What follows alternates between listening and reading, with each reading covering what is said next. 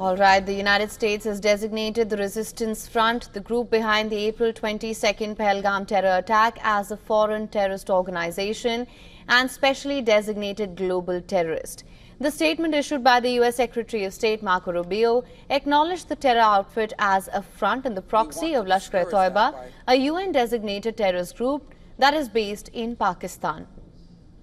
In a statement, Rubio said the designation demonstrates the Trump administration's commitment to protecting U.S. national security interests, countering terrorism and enforcing President Trump's call for justice for the Pahalgam attack. On the 22nd of April, terrorists descended down the Baisaran Valley in Pahalgam and opened fire at tourists in the area, killing 26 people. The United Nations Security Council condemned the attack in the strongest terms, but neither did it name the TRF nor did it refer to the group's linkages to Lashkar-e-Taiba. Pakistan's Foreign Minister Ishaq Dar said that he pushed to omit mention of the TRF from the statement. Speaking in Pakistan's National Assembly, this was on the 29th of April, Dar revealed that Islamabad used its position as a non-permanent member of the Council to alter the language in the US proposed statement. We oppose the mention of TRF at the UNSC statement condemning the Pahalgam terror attack. We refused to budge for 2.5 days. I got calls from global capitals, but I said that Pakistan will not accept it. You have to mention Jammu and Kashmir and delete the reference to TRF, and Pakistan's stance prevailed.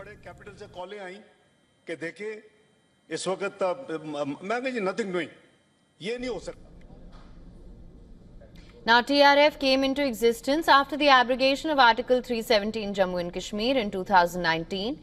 Not just the Lashkar-e-Taiba, its operations are also supported by Pakistan's intelligence agency, the ISI. TRF's leadership includes Sajjad Gul and Salim Rahmani, all of whom are associated with the Lashkar-e-Taiba. In 2023, the Indian government had designated the TRF as a terrorist organization, and the National Investigation Agency had declared Sajjad Gul as a terrorist and placed a bounty on him.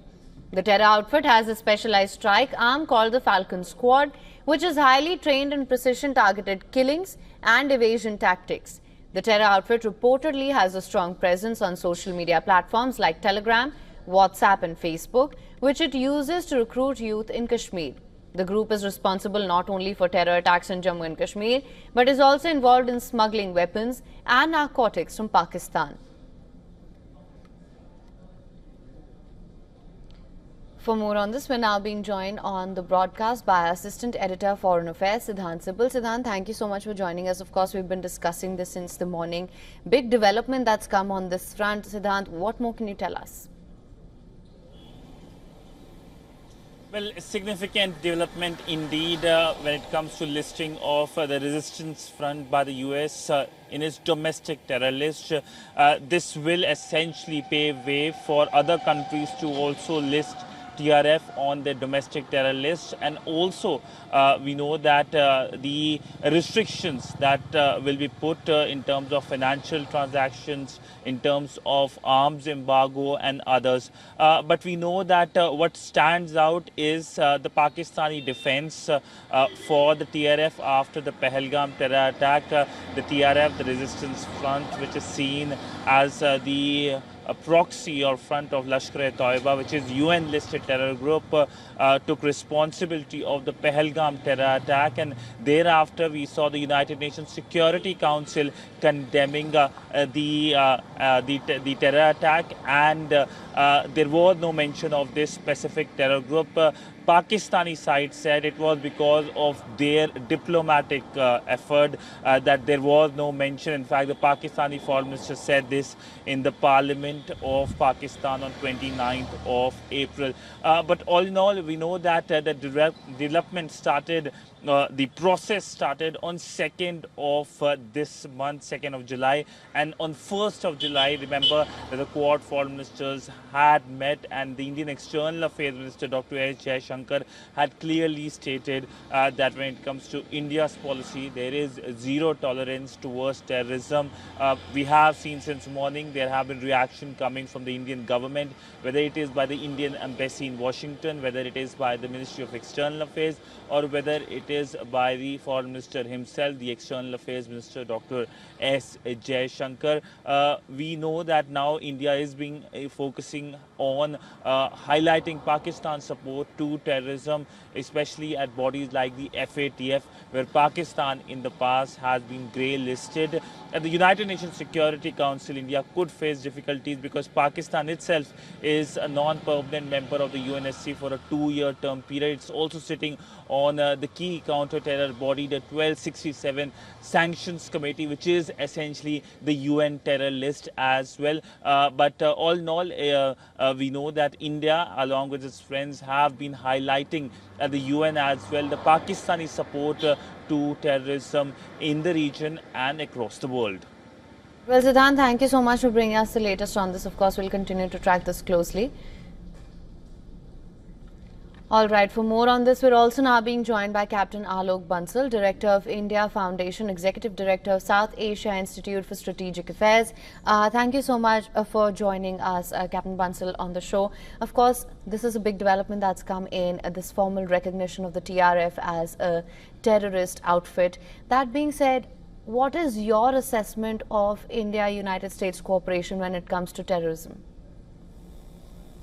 See, I think this designation of TRF as a terrorist organization, and that too as an affiliate of LET, that is Lashkar-e-Taiba, is a significant development. It comes slightly late, but still it shows that India-United States relations are getting back onto the track, because in past few months, there has been some sort of dissonance as far as India and United States positions on some of these issues was concerned. The TRF claimed responsibility for Pahalgam attack,